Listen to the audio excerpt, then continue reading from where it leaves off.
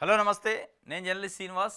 ఈరోజు న్యూస్ అనాలిసిస్లో ముందుగా ఆంధ్రజ్యోతి పేపర్లో వచ్చిన వార్తలను చూద్దాం. ధరలపై అబద్ధాల దరువేసిండట, మిర్చి రేట్లపై జగన్ రాజకీయ డ్రామా అని ఆంధ్రజ్యోతి ఒక బ్యానర్ ఐటెం పెట్టింది. ఈ ఐటెం చూసిన తర్వాత అసలు ఆంధ్రజ్యోతి వార్తలు ప్రజల కోసం రాద్దా, పార్టీల కోసము, కొన్ని సామాజిక వర్గాల కోసం రాస్తుందా అని ఒక డౌట్ వస్తుంది ప్రజలకి. ఈ వార్త చూసి ప్రజలు చర్చించుకుంటున్నారు. అరే, ప్రజల కోసం ప్రశ్నించితే ఆ ప్రశ్నను గురించి రాయాలి కానీ కనీసం ప్రజల కోసం ప్రశ్నించాల్సిన పత్రికలు ప్రజల కోసం, ప్రజల సమస్యల మీద ప్రశ్నించాలి. వాస్తవంగా ఆ ప్రశ్నించాల్సిన పాత్ర ఎట్లా పోషించడం? మీరు భజన చేసే పాత్ర పోషిస్తున్నారు. సరే, ప్రశ్నించే నాయకుడు దాన్ని వార్త సక్రంగా వేయాలి కదా. దరువు వేస్తాడు అంటాడు. అంటే దరువు అంటే ఆడ మిర్చి సరైన రేటు లేదు, 10,000 రూపాయలు మాత్రమే రేటు పలుకుతుంది. దానివల్ల రైతులు చాలా ఇబ్బందికరమైన పరిస్థితుల్లో ఉన్నారు, ఆందోళనలో ఉన్నారు, అప్పుల పాలయ్యే పరిస్థితుంది, అగమ్య గోచరంగా ఉన్నారని ఆయన రైతులకి సంఘీభావంగా మిర్చి యార్డుకు పోయిండు. గుంటూరు మిర్చి యార్డుకి, మార్కెట్ యార్డుకి పోయి వైఎస్ఆర్సీపీ అధ్యక్షుడు మాజీ ముఖ్యమంత్రి వైఎస్ జగన్మోహన్ రెడ్డి గారు రైతులకు సంఘీభావం తెలిపినప్పుడు ప్రభుత్వం పైన ఒత్తిడి చేసేటట్టు పత్రికలు, మీడియా కూడా సరే ఇంకో 4 మాటలు రాసి సరే ఆ రైతులకు మేలు చేయాలి. ఇప్పుడు అల్టిమేట్గా జగన్మోహన్ రెడ్డి, చంద్రబాబు నాయుడు గారా, పవన్ కళ్యాణ్ గారా, లేకపోతే ఏబిఎన్ రాధాకృష్ణ పక్కన పెడితే రైతులకు మేలు చేసే విధంగా రైతాంగం ఇబ్బంది పడకుండా వాళ్ళ ఇబ్బందులు తొలగించే కార్యక్రమం ఉండాలి తప్ప ఆయన దరువు వేస్తానంటే సరదాగా పోయిండా? అదే ఆయన పబ్బా దరువేయటానికి? ఇప్పుడు దరువేయటానికి, ధరలపైన అబద్ధాల దరువేయటానికి పబ్బు కాదు అది. లేదా పబ్బో ఇంకోటో డిస్కో డ్యాన్స్కో పోలే జగన్మోహన్ రెడ్డి గారు ప్రజల బాధని, రైతుల యొక్క ఆవేదనని వినటానికి, రైతుల ఆవేదన గురించి ప్రభుత్వం పైన ఒత్తిడి తేయడానికి పోయిండు. ఆ ఒత్తిడికి పత్రికలు, మీడియా కూడా సహకరిస్తే ప్రజలకు మేలు జరిగింది. సరే, మీరు ఎట్లాగా రోజు భజన చేస్తున్నారు, కనీసం రైతుల గురించి రాసేటప్పుడైనా ఏస్ నిజమే మిర్చికి రైతులకి ధర లేకపోవడం వల్ల ఇబ్బంది పడుతున్నారు, ఇది కరెక్టు, ఈ వాదన కరెక్టే, దీని గురించి కేంద్రమా రాష్ట్రమా ఏదో ఒక ప్రభుత్వం అయితే ఆదుకోవాలని ఒక రాసేది పోయి నాడు మార్కెట్ కన్నా తక్కువగా మద్దతు ధర కేవలం 7,000 చేస్తూ ప్రత్యేకంగా జీవో, చెలరేగిపోయిన సిండికేటు, మునిగిన రైతులు. అయ్యాడది ఎందుకు, ఇయ్యాడది చెప్పు. ఇప్పుడు అయ్యాల ఏముంది, ఏం కథ అనేది అయ్యాలు రాశారు, అయ్యాలు ఉన్న ప్రతిపక్షాలు మాట్లాడినాయి. ఇవాళ ఒక ప్రతిపక్ష పార్టీగా మాజీ ముఖ్యమంత్రిగా ఆయన అడుగుతుండు. ఇప్పుడు అయ్యాడది ఎవరు పోలవాలా? తెలుగుదేశం పార్టీ ఇప్పుడున్న అధికారంలో ఉన్నోళ్ళు ఎట్లా అడుగుతాడు జగన్మోహన్ రెడ్డి? అయ్యాల ఆయన ఉన్నప్పుడు ధర 7,000 ఉంది కదా, నిజంగానే ఒకళ్ళు ఉంటే అది అబద్ధమా నిజమా మనకి తెలియదు. అయ్యాడది 27,000 ఉంది మేము ఉన్నప్పుడు అని జగన్మోహన్ రెడ్డి చెప్తుండు. కానీ నేను 7,000 అంటాడు. ఆ 20 ఎగ్గొట్టిండు, పైది ఎగరగొట్టేసిండు. సరే, ఏది ఏమైనప్పటికీ అయ్యాడత కంటే కూడా ఇవాళ ఏముంది? ఈ మాట అనాల్సింది ఎవరు? అయ్యాల నువ్వు 7,000కి అమ్మినవని తెలుగుదేశం పార్టీ నాయకులనా, తెలుగుదేశం పార్టీకి సంబంధించిన ముఖ్యమంత్రి, మంత్రులు అనాలా? మీరు ఎట్లా మా ప్రభుత్వాన్ని నిలదీస్తారు? మీరు ఉన్నప్పుడు 7,000 ఉందని. కానీ ఎవరు అడుగుతున్నారు? ఆంధ్రజ్యోతి అడుగుతుంది. అంటే అత్యంత పెద్ద తెలుగుదేశం పార్టీ కార్యకర్తగా, అత్యంత విశ్వాసం కలిగిన తెలుగుదేశం పార్టీ కార్యకర్త రాసినట్టు రాశారు వార్త అనేది ఇలా ప్రజలు మాట్లాడుకున్నారు. పార్టీ కార్యకర్త, పార్టీ అధికార ప్రతినిధి కంటే ఎక్కువగా రాసిండు ఆయన. ప్రజల గురించి మాట్లాడండి. మీకు జగన్మోహన్ రెడ్డి మీద కోపం ఉండొచ్చు, జగన్మోహన్ రెడ్డి అంటే నచ్చకపోవచ్చు, అది వేరే విషయం. మీరు 100 తగులు వాడుకోండి, గొడవ పెట్టుకోండి, కేసులు వేసుకోండి, ఏదైనా చేసుకోవచ్చు. కానీ రైతుల గురించి, ప్రజల గురించి మాట్లాడేటప్పుడు సంఘీభావం తెలపాలి. కనీసం మీరు సంఘీభావం తెలపకపోతే పర్లే, ఆయన అడిగిన దాన్ని రాయకపోతే పర్లే, దాన్ని కించపరిచేటట్టు రాయితే మీరు జగన్మోహన్ రెడ్డిని కించపరచట్లా ఇయ్యాల. ఆంధ్రప్రదేశ్లో రైతులను కించపరిచారు, రైతుల సమస్యను కించపరిచారు, రైతులను అవమానపరిచినట్లు లెక్క అనేది ఇలా ప్రజలు మాట్లాడుకుంటున్నారు. ఏ రకమైన వార్త ఇది? ఎట్లా ప్రజలకు ఉపయోగం? ఎవరికి ఉపయోగకరమైన వార్త? ఎవరికి భజన చేస్తున్నారు? ఎవరి స్పోక్స్ పర్సన్గా రాస్తారు? మీరు తెలుగుదేశం పార్టీ స్పోక్స్ పర్సన్ రాసినట్టుంది వార్త అనేది అలా మిర్చి రైతుల ఆవేదన. పాపం ఆంధ్రజ్యోతి పేపర్ కనీసం మా గురించి రాయకపోయినా పర్లేదు, కానీ మా మీద అవమానకరమైన వార్తలు రాసింది అని వాళ్ళు ఆవేదన పడే పరిస్థితి. ఇది ఒక వార్త రాసిండు. వైసీపీకి అసెంబ్లీకి వైసీపీకి అసెంబ్లీకి వెళ్ళే దమ్ము లేదు, జగన్కు నేరస్తుల పరామర్శకు సమయం ఉంది అని షర్మిల మండిపెట్టింది. షర్మిల గారు అసలు ఏ పార్టీ అనేది ప్రజలు డౌట్ వస్తుంది. అంటే పేపర్లు చూసే వాళ్ళకి రాదు, కానీ మామూలుగా ఉన్న వాళ్ళకి షర్మిల ఏ పార్టీ అసలు? జగన్మోహన్ రెడ్డి ఏమంటుండ్రా, చంద్రబాబు నాయుడు ఏమంటుండ్రా, లేకపోతే సోనియా గాంధీ ఏమంటుండ్రా అని అర్థం కాని పరిస్థితి. ఇప్పుడు ఆమె అక్కడ మిర్చి రైతులు ఆందోళన చెందుతున్నారు. ఒక పార్టీ అధ్యక్షుడిగా మాజీ ముఖ్యమంత్రిగా మిర్చి అడుగు పోయిండు, పరామర్శించిండు. సరే మొన్న వల్లభనేని వంశీ జైల్లో ఉంటే వాళ్ళ పార్టీ మాజీ ఎమ్మెల్యే కాబట్టి నాయకుడు కాబట్టి పరామర్శించిండు. మీరు మాట్లాడాల్సింది ఏంది? జగన్మోహన్ రెడ్డి ఏముంటుంది, జగన్కి నేరస్తుల పరామర్శకు సమయం ఉంది కానీ అసెంబ్లీకి పోవడానికి సమయం లేదు అంది. మరి మీకేం లేదు, ప్రజల గురించి మాట్లాడే సమయం మీకెందుకు లేదని ప్రజలు అడుగుతున్నారు. ఇవాళ రైతులు మిర్చికి ధర లేక గగ్గోలు పెడుతున్నారు, మిర్చి యార్డ్లలో ఏడ్చే పరిస్థితి, లిటరల్గా ఏడుతున్నారు, కన్నీరు పెట్టుకుంటున్నారు. వాళ్ళకి సంఘీభావం తెలపండి. మహిళలు 1500 రూపాయలు రాక, మహిళలు తల్లికి వందనం రాక, రైతులకి రైతు భరోసా రాక వాళ్ళు ఆవేదన చెందుతుంటే ఏ రోజు వాళ్ళ గురించి మాట్లాడకుండా జగన్మోహన్ రెడ్డి అసెంబ్లీకి రాడు కానీ ఆయన ఎట్లా పరామర్శిస్తారు, ఏ నెట్ట వీటికి కాదు మీరు పిసిసి అధ్యక్షురాలు అయింది అనేది ఇవాళ ప్రజలు మాట్లాడుకున్నారు. ఈవెన్ కాంగ్రెస్ పార్టీ నాయకులు కార్యకర్తలు కూడా షర్మిల గారు ఏం మాట్లాడుతున్నారు, ఇవాళ ప్రభుత్వం ఎవరిది ఉంది, ఎవరిని ప్రశ్నిస్తున్నారు, ప్రశ్నించాల్సింది ఎవరిని, నిలదీయాల్సింది ఎవరిని, మీరు నిలదీస్తుంది ఎవరిని. ఇది తెలుగుదేశం పార్టీ నాయకులు ఇచ్చే స్టేట్మెంటు. ఆంధ్రజ్యోతి ఇక్కడ రాసిన వార్త కూడా తెలుగుదేశం పార్టీ నాయకులు మాట్లాడాల్సిన మాటలు, షర్మిల గారు ఇక్కడ మాట్లాడిన మాటలు కూడా తెలుగుదేశం పార్టీ నాయకులు మాట్లాడాల్సిన మాటలు మాట్లాడుతాను. దురదృష్టం వాళ్ళు కూడా మాట్లాడలేదు ఇంత మరీ ఓపెన్గా. మీకు నచ్చకపోతే నచ్చపోయండి, జగన్మోహన్ రెడ్డి మీ అన్నగారు, మీకు పంచాయతీ ఉండొచ్చు, కానీ ప్రజల కోణంలో కనీసం మాట్లాడండి. ఆయన మాట్లాడుతుంటే సమర్థించకపోయిన పర్ల సైలెంట్గానే ఉండండి.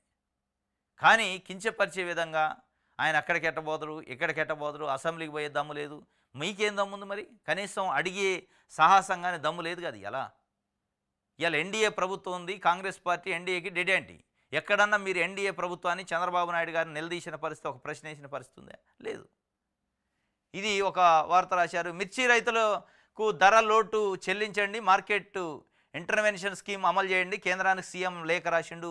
నిన్న ఎప్పుడైతే గుంటూరు మిర్చి మార్కెట్కి జగన్మోహన్ రెడ్డి గారు వెళ్ళిండో అక్కడున్న జనాల స్పందన, రైతుల స్పందన, ఆదరణ చూసి ఇంటెలిజెన్స్ రిపోర్ట్ వచ్చిందేమో ఇమ్మీడియట్లీగా చంద్రబాబు నాయుడు గారు కేంద్ర వ్యవసాయ శాఖ మంత్రి శివరాజ్ సింగ్ చౌహాన్కి లెటర్ రాసిండు. మిర్చి రైతులను ఆదుకోవాలి, అవసరమైతే కేంద్రం దగ్గర ఉన్న స్కీములను ఉపయోగించి ఆయన ఆదుకోవాలి, చాలా ఆందోళనకరమైన పరిస్థితి ఉంది అని. అంటే ఒక రకంగా ముఖ్యమంత్రి ఇక్కడ ఆందోళనకరమైన పరిస్థితి ఉంది, మిర్చి రైతులు దెబ్బతింటున్నారు, ధర లేదు అని కేంద్రాన్ని అడుగుతున్న పరిస్థితి. జగన్మోహన్ రెడ్డి చేసిన ఒత్తిడి మేరకు ఆయన ఏదో స్పందించిండు. ముఖ్యమంత్రి గారు ఒప్పుకున్నాడు ఒక రకంగా, ధర లేదు, ఇబ్బందికరమైన పరిస్థితి, మీరు ఆదుకోండి అని కేంద్రానికి లెటర్ రాసిన తర్వాత మరి ఏబిఎన్ రాధాకృష్ణ గారికో షర్మిల గారికి ఏం కడుపులో నొప్పి నాకు అర్థం కావట్లా. మీరు కూడా ఒక మాట అది రాత్రి అయిపోయేది కదా, కేంద్రం ఆదుకోవాలి, రాష్ట్ర ప్రభుత్వం ఆదుకోవాలని. రాయకపోగా ఆయన పోయి అడగటం ఏంది, అసలు ఆయన దాంట్లో దరువు ఎత్తండని రాశారు. ఇది ఆంధ్రజ్యోతి నీతి విలువలు. రైట్.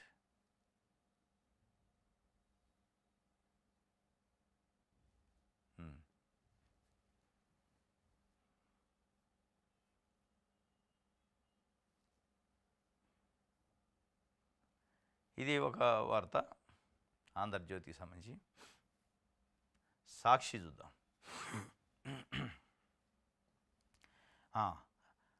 రైతు బతికే పరిస్థితి లేదు, చంద్రబాబు ఎక్కనైనా కళ్ళు తెరువు, గుంటూరు మిర్చి యార్డ్లో వైఎస్ జగన్ కన్నెర్ర, ఏ పంటకు గిట్టుబాటు ధర లేదు, పత్తి, మినుము, కందులు, టమాటా ఇదే పరిస్థితి, దిగుబడులు పడిపోయాయి, పంటలకు మద్దతు లేదు, రైతన్నకు భరోసా కరువు, సూపర్ 6 హామీలను ఎగ్గొట్టి వ్యవస్థలను నిర్వీర్యం చేశారు, అన్నదాతలు అగచాట్లు కనపడుతున్నా కళ్ళు మూసుకొని కూర్చుంటారా, గిట్టుబాటు ధరలు కల్పించి పెట్టుబడి సాయాన్ని అందించండి, భారీగా తరలి వచ్చిన రైతన్నలతో కిక్కిరిసిన గుంటూరు మిర్చి మార్కెట్ యార్డు.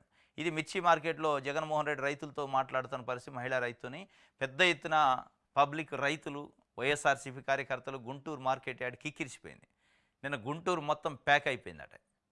ఆ ఆధారణ చూసి అక్కడ ఉన్న ప్రజానీకము, గవర్నమెంట్ ఇంటెలిజెన్స్ కూడా ఆశ్చర్యపోయింది. ఎందుకంటే అత్యంత తక్కువ కాలంలో కొత్త ప్రభుత్వం వచ్చి అత్యంత తక్కువ కాలం 7-8 నెలలు అయింది. 7-8 నెలల్లోనే జగన్మోహన్ రెడ్డి యొక్క ఆవశ్యకత ఏంది, జగన్మోహన్ రెడ్డి యొక్క అవసరమైంది ప్రజల కోసం అనేది ప్రజలు గుర్తించారా, ప్రజలకి ఇంకా ప్రేమ, అభిమానం ఇంకా ఎక్కువైనాయా, అంటే ఓడిపోయిందనే సింపత తెలియదు. కానీ మొత్తానికైతే పెద్ద ఎత్తున అక్కడ జమ అయ్యారు. దీంట్లో 2 కారణాలు ఉంటాయి. ఒకటి జగన్మోహన్ రెడ్డి పైన అభిమానం అయితే, ఇంకోటి ప్రభుత్వం పైన తీవ్రమైన వ్యతిరేకత కూడా ఉండొచ్చు. ఈ 2 కారణాలతోనే అక్కడ ప్రజలు జమ అయి ఉండొచ్చు. ప్రభుత్వం చేస్తున్న పనులు, వాళ్ళు ఇచ్చిన హామీల అమలు లో చేస్తున్న మోసము ఇవన్నీ గమనించి ప్రజలు పెద్ద ఎత్తున స్పందించి ఎట్టి పరిస్థితుల్లో జగన్మోహన్ రెడ్డికి మనం ఒక చెయ్యి అందిస్తే ఆయన గొంతు గట్టిగా ప్రశ్నించగలుగుతాడు అనే ఉద్దేశంతోనే వచ్చారు. కానీ మొత్తానికైతే పెద్ద ఎత్తున వేల సంఖ్యలో పోగారు. ఆయన గట్టిగానే ఇవాళ రాష్ట్రంలో ఏ పంటకు గిట్టుబాటు ధర లేదు. మొన్నటి వరకు ధాన్యం రైతుల కష్టాలు చూసాం, ఇవాళ మిర్చి రైతుల కష్టాలను చూస్తున్నాం. ఒక మిర్చియే కాదు, పత్తి, మినుము, కందులు, పెసర, టమాటా ఇలా ఏ పంట తీసుకున్న రైతులకు గిట్టుబాటు ధర దక్కని దుస్థితి నెలకొంది. నాడు సీఎం యాప్ ద్వారా ఎప్పటికప్పుడు ధరలను సమీక్షిస్తూ ఎక్కడైనా పతనం అయితే వెంటనే రంగంలోకి దిగి రైతులను ఆదుకున్నాం. కానీ నేడు దళారిల దయాదక్షిణాలకు వదిలేశారు. రైతుల జీవితాల్లో వెలుగు చూసేందుకు వైఎస్ఆర్సీపీ హయాంలో ప్రవేశపెట్టిన సంస్కరణలు ఏవీ ఈరోజు కనిపించడం లేదని వైఎస్ఆర్సీపీ అధ్యక్షుడు వైఎస్ జగన్మోహన్ రెడ్డి ఇవాళ రాష్ట్రంలో ఎక్కడ చూసినా గిట్టుబాటు ధర లేదు. మొన్నటి వరకు ధాన్యం, వడ్లకి సంబంధించి అనేక ఇబ్బందులు పడ్డ రైతులు ఇవాళ మిర్చి, కందులు, మినుములు ఇవి కూడా ఇదే పరిస్థితి ఉంది. కళ్ళుండి లేనట్టు నటిస్తున్నారు, చూసి చూడనట్టు నటిస్తుంది ప్రభుత్వం. కనీసం స్పందన లేదు. 2 సార్ల కేంద్రంలో రాష్ట్రంలో ఉంది ఇవాళ ఎన్డీఏ ప్రభుత్వమే. అయినప్పటికీ కనీసం కూడా రైతుల గురించి సమీక్ష లేదు, ఆలోచన లేదు. ఏదేదో పెట్టుబడిదారులు, పారిశ్రామికవేత్తల గురించి ఎవరి గురించో వేరే వాళ్ళ గురించి మాట్లాడుతుండు. లేదంటే ప్రతిపక్ష పార్టీ నాయకులను ఎట్లా కేసుల్లో ఇరికించాలి ఇట్లాంటి అంశాల పైన దృష్టి పెట్టింది. కానీ వాళ్ళు ఇచ్చిన హామీలపైన కానీ ఇవాళ ప్రజలు ఎదుర్కొంటున్న ఇబ్బందులపైన కనీసం సమీక్ష లేదు అనే విషయంలో ఆయన అప్పట్లో సీఎం యాప్ పైన ఒకటి పెట్టారట జగన్మోహన్ రెడ్డి ఉన్నప్పుడు. ఎక్కడైనా ధరలు తగ్గింది, ఇబ్బంది పడుతున్న రైతులంటే దాన్ని సమీక్షించి పెంచే కార్యక్రమం చేసిన ఇలా అది లేదు అని చెప్తుండు. మిర్చి అమ్మితే అప్పులు తీర్చేందుకు సరిపోవట్లేదు. వైఎస్ జగన్తో గోడు వెళ్ళబోసుకున్న మిర్చి రైతులు అడుగడుగున భద్రతా వైఫల్యం కూడా ఉందట. ఉప్పొంగిన అభిమానం అని చెప్పి జగన్మోహన్ రెడ్డికి సంబంధించి రాశారు. అభిమానం పొంగి పబ్లిక్ బాగా వచ్చారట. దురదృష్టం ఏంటంటే అక్కడ కనీసం భద్రతా చర్యలు లేవట. గాలికి వదిలేశారు. ఏముంది, ఎందుకు గాలికి ఇప్పుడు ఏడ ఇచ్చిండు, గాలికి వదిలేశారు. ఇది సాయం చేయకపోగా వ్యవస్థలు నిర్వీర్యం చేస్తాను అని చెప్పి జగన్మోహన్ రెడ్డి చేసిండు. రైతు కన్నీరు పెట్టిండట. ఉప్పొంగిన అభిమానం, వైఎస్ జగన్కు బ్రహ్మరథం పట్టిన గుంటూరు ప్రజలు, భారీగా తరలించి వచ్చిన అభిమాన జనం, ఎదురేగి స్వాగతం పలికిన ప్రజలు, విద్యార్థులు, పార్టీ శ్రేణులు, జగన్తో చేయి కలపాలని, మాట కలపాలని తపన. అందరికీ అభివాదం చేస్తూ ముందుకు సాగిన జననేత. పెద్ద ఎత్తున పబ్లిక్ గుంటూరు మార్కెట్ యార్డ్కి పెద్ద ఎత్తున ఇచ్చారట. అసలు అభిమానం చూస్తే ఇటు ప్రభుత్వం కానీ పొలిటికల్ పార్టీలు కానీ ఊహించలే ఆ స్థాయిలో స్పందన ఉంటుందని. ఎందుకంటే కొత్తగా ప్రభుత్వం వచ్చింది, చేస్తారనే ఆలోచించుని ఎదురు చూస్తారేమో అనుకున్నాను. కానీ అనూహ్యంగా కొన్ని వేల మంది ప్రజలు అభిమానం చూపించారు అనేది ఇక్కడ స్పష్టంగా కనపడుతుంది. పెద్ద ఎత్తున పబ్లిక్ వచ్చారు. 2 కారణాలు ఉంటాయి. ఒక కారణం ప్రభుత్వం పైన తీవ్రమైన వ్యతిరేకత స్టార్ట్ అయి ఉండాలి. రెండో కారణం జగన్మోహన్ రెడ్డి చాలా మంచి పనులు చేసిన ఆయన్ని కనపడాలి, ఆయనకి మనం ఒక చేయాలని ఉండాలి. ఇంకోటి రెండో కోణం, అసలు ఈ స్థాయిలో ప్రజల అభిమానము, ఆదరణ ఉన్నాయి. అసలు ఎన్నికల ఫలితాలే తారుమారైనయా, ఎన్నికల ఫలితాలు నిజంగానే ప్రజలు ఇచ్చిన ఫలితాలా, మిషన్లు ఇచ్చిన ఫలితాలని ఒక చర్చ కూడా జరుగుతుంది. నేను కొంతమంది మహిళలు ఆడ మాట్లాడుతాను, అసలు మేము అందరం వైఎస్ జగన్మోహన్ రెడ్డికి ఓటు వేసినాం, ఎట్లా ఈ రిజల్ట్ వచ్చిందో తెలియని పరిస్థితి, ఇది మేము వేసిన ఓట్ల ఫలితం కాదు అని చెప్తున్నారు. ఈ ఆదరణ, ఈ అభిమానము, ఈ ప్రజల్లో వచ్చిన అది చూస్తే అనిపిస్తుంది ఆ రిజల్ట్ పైన అనుమానాలు వస్తున్నాయి, ప్రభుత్వం పనితీరు పైన వ్యతిరేకత ఉందనేది తెలుస్తుంది, ఆయన పైన అభిమానం ఇంకా తగ్గలేదనేది తెలుస్తుంది. ఈ 3 విషయాలు పెద్ద ఎత్తున రాష్ట్ర వ్యాప్తంగా రాజకీయ వర్గాల్లో చర్చ జరుగుతుంది. ఇది ఒకటైతే ఇక అడుగడుగున భద్రతా వైఫల్యం, రోప్ పార్టీ కూడా లేదు. కనీసం రోప్ పార్టీ ఉండదు, మాజీ ముఖ్యమంత్రి కాబట్టి రోప్ పార్టీ ఉండదు. తాళ్ళు పెట్టి పోలీసులే ఉండాలి, కానీ ఒక పోలీసు తలకాయ కూడా కనపట్లేడు. మొత్తం వైఎస్ఆర్సీపీ కార్యకర్తలే స్వచ్ఛందంగా వాళ్ళే రోప్ పెట్టి వాళ్ళ నాయకుడిని తీసుకుపోయే పరిస్థితికి వచ్చింది. కనీసం భద్రతా చర్యలు పాటించలేదు అనేది అడుగున భద్రతా వైఫల్యం. ప్రతిపక్ష నేత కనీస భద్రత లేదు.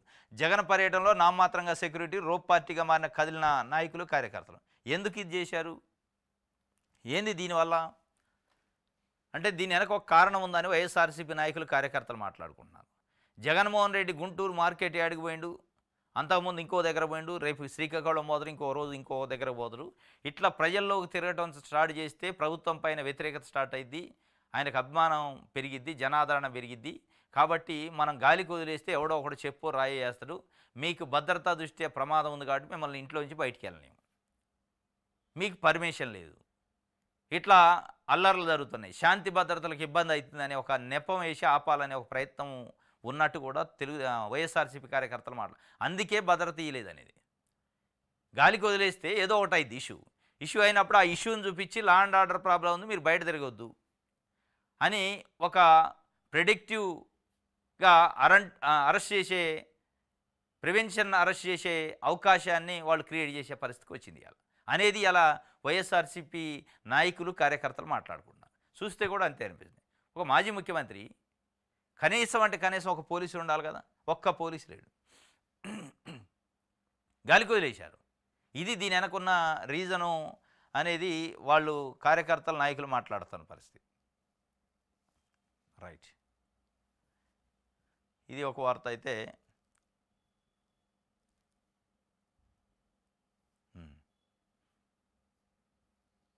రైట్, ప్రభుత్వ నిర్ణయానికి మాది బాధ్యత కాదు, హైకోర్టు బెంచ్ ఏర్పాటు సాధ్యాసాధ్యాల కమిటీ తెలుస్తుంది, సీఎం లేక మేము కట్టుబడి ఉండాల్సిన అవసరం లేదని నేను హైకోర్టు చాలా క్లిష్టర్గా చెప్పింది.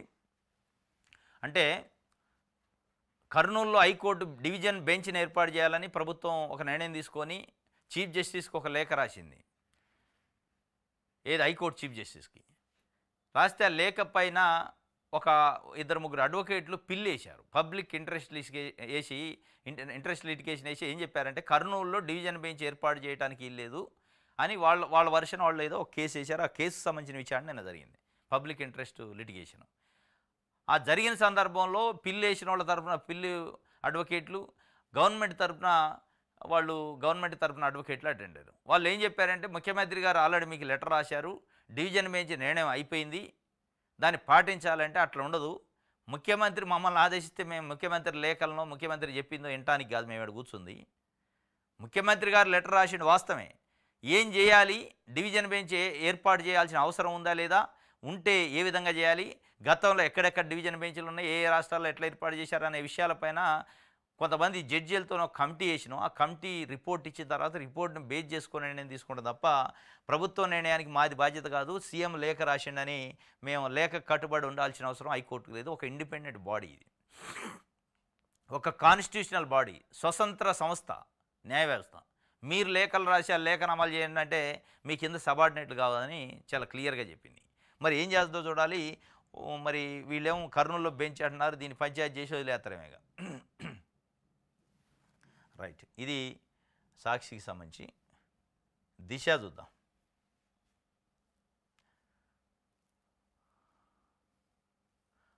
రైతులు నష్టపోవద్దని మిర్చికి మద్దతు ధర ప్రకటించలేదట. మంత్రి అచ్చెన్నాయుడు గారు వెల్లడి చేసిండి. జగన్ రాజకీయాలు చేస్తూ బురద వెళ్తుండని ఆగ్రహం అంటారు. అరే మద్దతు ధర ఇస్తే నష్టపోతారు రైతులు, ఇది ఎక్కడ కథ?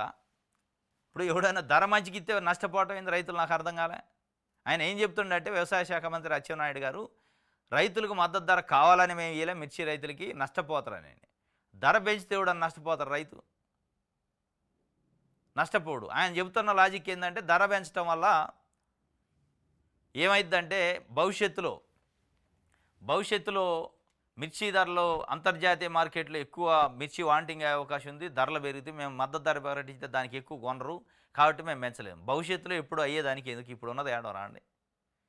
మళ్ళీ భవిష్యత్తులో ఒకవేళ నిజంగానే మీకు అంతర్జాతీయ స్థాయిలో చైనాలోనే ఇంకో దగ్గర వాంటింగ్ బాగుంది, మనం మిర్చి అవసరం అవుతుంది అనుకో, తీసేయండి మద్దతు ధర. ఏముంది, సింపుల్ కదా, మన చేతుల పనే కదా. మద్దతు ధర ఇవ్వటమైనా తీసేయటమైనా రాష్ట్ర ప్రభుత్వం చేతిలో ఉంది. మద్దతు ధర మీరు కావాలని ఎట్లా ఇవ్వలేదో కావాలని తీసేయచ్చు తర్వాత పెంచాక. ఆయన చెప్తుండేది అది ఎప్పుడు వస్తుందో తెలియదో, రైతులు అప్పటిదాకా ఎదురు చూడాలా? రైతులకు అవసరాలు ఉండవా? కాబట్టి సింపుల్ లాజిక్ ఇవాళ పెంచండి. మళ్ళీ నిజంగానే మీరు అన్నట్టు మీరు ఒక 20-25 వేలు మద్దతు ధర ఇచ్చారు, రేపు 30 వేలకు పోయింది రేటు బయట, అప్పుడు ఎత్తేయండి, అయిపోయాయి సింపుల్. ఇది వదిలేసి మేము అందుకే పెంచలేదు, రైతులు నష్టపోతారని పెంచలేదట. రైట్, ఇది దిశకు సంబంధించి ఆంధ్రప్రదేశ్. మిర్చి రైతును ఆదుకోండి, మార్కెట్ జోక్యం ద్వారా మిర్చిని కొనుగోలు చేయండి, వ్యవసాయ కేంద్ర వ్యవసాయ శాఖ మంత్రి శివరాజ్ సింగ్ చౌహాన్కు సీఎం చంద్రబాబు లేఖ రాసిండు. హస్తినలో బాబు పవన్ అట ఢిల్లీ ముఖ్యమంత్రి ప్రమాణ స్వీకారానికి వెళ్ళారు. రైట్, ఢిల్లీకి లెటర్ రాసిండు మొత్తానికి. అయితే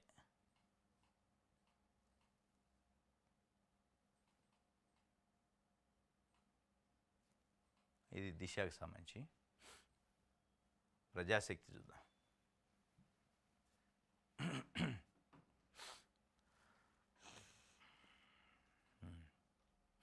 పీఎం కిసాన్కు విశిష్ట కోతలాట, భూదారులను తప్పనిసరి చేసిన కేంద్రం, యూనిక్ ఐడీలకు టెక్నికల్ ఎర్రర్స్. రాష్ట్రంలో భారీగా తగ్గిన లబ్ధిదారులు ఇప్పటికే ఈకేవైసీ ఆధార్ బేస్డ్ నిబంధనలతో లక్షల్లో కుదింపు, అన్నదాత సుఖీభావపై ప్రభావం. పీఎం కిసాన్ అని ఒకటి ఇస్తారు కదా, సంవత్సరానికి 6,000, 3 దఫాల 2,200 ఒక్కొక్క రైతుకి. దానికి మొత్తానికి కోతలు పెడతారంటే విశిష్ట కోతలు. ఏందా విశిష్టం అంటే యూనిక్ ఐడి అని ఒకటి ఉంటుంది. ఆ భూదారు నెంబర్ ఇవ్వాలి, ఆ నెంబర్ ఉంటేనే మేము ఆ పీఎం కిసాన్ స్కీమ్ ఇస్తామంటున్నారు. ఆ నెంబరు ఇచ్చుడు, ఆ టెక్నికల్ ఎర్రర్స్ రకరకాలుగా వస్తున్నాయి. అది రావట్లే. ఇక రానోడికి లేదు ఇక పీఎం కిసాన్. కొన్ని లక్షల మంది రైతులకు సంబంధించి కోత వేస్తారట. ఈ యూనిక్ ఐడి రాలేదనే ఉద్దేశం. యూనిక్ ఐడి ఇవ్వాల్సింది ఎవరు? ప్రభుత్వం. రాకపోవడానికి లోపం ఎవరిది? ప్రభుత్వాన్ని. టెక్నికల్గా వాళ్ళు దానికి దగ్గర సపోర్ట్ పెట్టుకోకుండా, రైతులకి యూనిక్ ఐడి లేకుండా, భూదారు లేకుండా ఎవరు ఇవ్వద్దంటున్నారు? రైతులు వద్దన్నారా? ఇవన్నీ ఏంటంటే పీఎం కిసాన్కి కోత పెట్టే కార్యక్రమం చేస్తానట. దానిపైన కనీసం ఇప్పటికి రాష్ట్ర ప్రభుత్వం అయినా చర్య తీసుకోవాలి. కానీ తీసుకోదు. ఎందుకు తీసుకోదంటే వాళ్ళు కూడా అన్నదాత సుఖీభావ అని ఇవ్వాలి. ఆ అన్నదాత సుఖీభావలో దేన్ని బేస్ చేసుకుంటారంటే పీఎం కిసాన్లో వచ్చిన లబ్ధిదారుల జాబితాని తీసుకొని ఇస్తారట. కాబట్టి పీఎం కిసాన్లో ఎంతమంది లబ్ధిదారులు అయితే అంత బెనిఫిట్ అయితే రాష్ట్ర ప్రభుత్వానికి. కాబట్టి వాళ్ళు కూడా కిమ్ అనరు.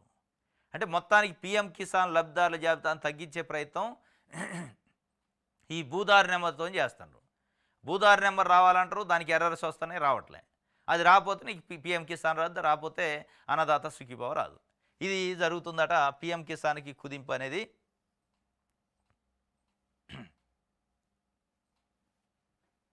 రైట్, ఈనాడు చూద్దాం. జగన్ జమానాలో కేంద్ర పథకాల విధ్వంసం విలువ 39,642 కోట్లట. నష్టపోయిన ప్రజలు 1,83,00,000 పైమాటే. భూసార కార్డుల జారీ నుంచి వైద్య కళాశాల నిర్మాణం, మౌలిక సౌకర్యాల కల్పన వరకు వైఫల్యమే. ఎస్సీలు, ఎస్టీలు, బీసీలు, ఈబీసీలు, శిశువులు, రైతులు, మహిళలు అంతా బాధితులేనట. జగన్ జమానాలో కేంద్ర ప్రభుత్వ పథకాల విధ్వంసం విలువ 39,642 కోట్లు జరిగిందని ఈనాడు పేపర్ రాసింది. గుంటూరులో మిర్చి రైతులు కంటనీరు పెట్టారు, ఏడుస్తున్నారు, బోర్రమని విలపిస్తున్నారు. దాని వార్తలు ఇది. మరి ఈనాడు పేపరు అసలు ఎవరి కోసం వార్తలు రాస్తుంది? ఆంధ్రజ్యోతి రాసినట్టే పార్టీల కోసం రాస్తుందా? ప్రజల కోసం రాస్తుందా? ప్రజల సమస్యలపైన రాస్తుందా అంటే కనిపించట్లే. ఎక్కడా ప్రజా సమస్యలు లేవు. ఒక వ్యక్తిని టార్గెట్ చేసి, ఒక పార్టీని టార్గెట్ చేసి రాస్తున్నారు వార్తలు. అంటే ఒక తెలుగుదేశం పార్టీ కరపత్రం లెక్క, తెలుగుదేశం పార్టీ స్పోక్స్ పర్సన్ లెక్క వార్తలు ఉన్నాయి. సరే, జరిగి ఉండొచ్చు, విధ్వంసం జరిగిందా లేదా అనేది మ్యాటర్ కాదు. కానీ ఇప్పుడు అవసరమైన మ్యాటర్ కాదు ఇది. జరిగి ఉంటే దానిపైన చర్యలు తీసుకోండి. ఎవరు వద్దన్నారు? ఇప్పుడు విధ్వంసం జరిగి ఉంటే ప్రభుత్వం చర్యలు తీసుకుంటే వద్దందు. దాని గురించి నిన్ను ఎవడు వార్త అడగలే, కానీ రాశారు. ఢిల్లీ ముఖ్యమంత్రిగా రేఖా గుప్తా, దేశ రాజధానికి 4వ మహిళా సీఎం. కొత్త వరవడిని కొనసాగిస్తున్న భాజపా, తొలిసారి గెలిచిన ఎమ్మెల్యేకి అవకాశం. నేడు ఘనంగా ప్రమాణ స్వీకారోత్సవం. ప్రధాని, ఎన్డీఏ నేతల హాజరు. పర్వేష్ వర్మకు దక్కని పదవి. ఢిల్లీ ముఖ్యమంత్రిగా చాలా ఉత్కంఠ మధ్య నిన్న సాయంత్రం అనౌన్స్ చేశారు రేఖా గుప్తాని. 4వ మహిళ ఢిల్లీకి ముఖ్యమంత్రి. షీలా దీక్షిత్ చేశారు, సుష్మా స్వరాజ్ చేశారు. అషితి మొన్న దిగిపోయే ముందు ఆమ్ ఆద్మీ పార్టీ నుంచి కేజ్రీవాల్ తర్వాత ఆమె చేసింది. ఈమె 4వ ముఖ్యమంత్రిగా రేఖా గుప్తా. మొట్టమొదటిసారి ఎమ్మెల్యే గెలిచింది. ఆమెకి ముఖ్యమంత్రి పదవి వరించింది. మహిళా కోట 1+ అయితే ఇంకో కోట అరవింద్ కేజ్రీవాల్ సామాజిక వర్గం నుంచి వచ్చింది. ప్లస్ ఫస్ట్ నుంచి పార్టీలో ఉంది, ఏబీపీ కార్యకర్తగా. దాని తర్వాత ఢిల్లీ యూనివర్సిటీ ఎన్నికలలో గెలవటం. దాని తర్వాత ఢిల్లీలో మేయర్గా కూడా పనిచేశారు ఒక ప్రాంతానికి. ఇది మొత్తానికి ఆమె నేపథ్యం మొత్తం బీజేపీ పార్టీ, ఆ బీజేపీ సిద్ధాంతాలు, బీజేపీ ఐడియాలజీలో పనిచేసింది. కాబట్టి ఆమెకి తక్కింది మహిళ అనే కోటాలో. ప్లస్ అరవింద్ కేజ్రీవాల్ సామాజిక వర్గం కావటం. వాస్తవంగా అరవింద్ కేజ్రీవాల్ని ఓడించిన పర్వేష్ వర్మకి తక్కిద్ది. ఆయన ఒక మాజీ ముఖ్యమంత్రి కొడుకు అనమాట. సాహెబ్ సింగ్ వర్మ అని అప్పట్లో ఢిల్లీకి ముఖ్యమంత్రిగా చేసిండు. ఆయన కొడుకే పర్వేష్ వర్మ. ఆయనకి వస్తది. ఎందుకంటే అరవింద్ కేజ్రీవాల్‌ని మట్టి కరిపించిండు, ఓడించిండు. ప్లస్ రాజకీయ నేపథ్యం కూడా కుటుంబం ఉంది, వస్తదనుకున్నారు. కానీ కొన్ని ఈక్వేషన్స్‌లో ఆ సామాజిక సమీకరణలు, మహిళా కోట ఇట్లా ఎందుకంటే ఇప్పుడు బీజేపీ పాలిత రాష్ట్రాలలో ఎక్కడా కూడా ముఖ్యమంత్రి ఒక్క మహిళ కూడా లేదు. మొత్తం బీజేపీ రాష్ట్రాలలో అధికారంలో ఉన్న రాష్ట్రాల్లో ఒక్క ముఖ్యమంత్రి కూడా మహిళ లేదు. ఇక్కడనే ఉంది. ఇక అట్లా కూడా సెంటిమెంట్ ఒక మహిళా ముఖ్యమంత్రిని చేసినమనే క్రెడిట్ కూడా వస్తుందని చెప్పి చేశారేం కానీ మొత్తానికైతే ఇది ఒక వార్త. రైట్. నెక్స్ట్ విషయాలు అందరూ చూద్దాం. 3 లక్షల కోట్ల పైనట తుది దశకు బడ్జెట్ కూర్పు, శాఖల ప్రతిపాదనలపై సీఎం పరిశీలన, ఢిల్లీ నుంచి వచ్చాక కసరత్తు కొలికట. 3 లక్షల కోట్లకు పైనే బడ్జెట్ ఉంటుందట. మార్చి 3న బడ్జెట్ ఉంటుంది అనేది ఆల్రెడీ లీక్ చేశారు వాళ్ళు. మొత్తానికి బడ్జెట్ ప్రతిపాదనలన్నీ అయినాయట. 3 లక్షల కోట్ల పైన ఉంటుంది. ముఖ్యమంత్రి గారు ఢిల్లీ వెళ్ళారు. ఢిల్లీ ముఖ్యమంత్రి ప్రమాణ స్వీకారానికి అక్కడ నుంచి రాగానే తుది కసరత్తు అయిపోద్దట, కొలిక్కి వస్తుందట. ఇది బడ్జెట్లో మరి సూపర్ 6ని పెడతారా, సూపర్ 6 నిధులు కేటాయిస్తారా నిజంగా, లేదంటే కేటాయించినట్టే కేటాయించి మళ్ళా దానికి ఖర్చు పెట్టరా అనేది అనేక రకాల చర్చలు, అనుమానాలు ఉన్నాయి. మరి ఏం చేస్తారో చూడాలి. ఇది విషయాలు అందరూ సంబంధించి. ఇది ఈరోజు న్యూస్ అనాలిసిస్. రేపు తాజా వార్తలతో తిరిగి కలుసుకుందాం. Thank you.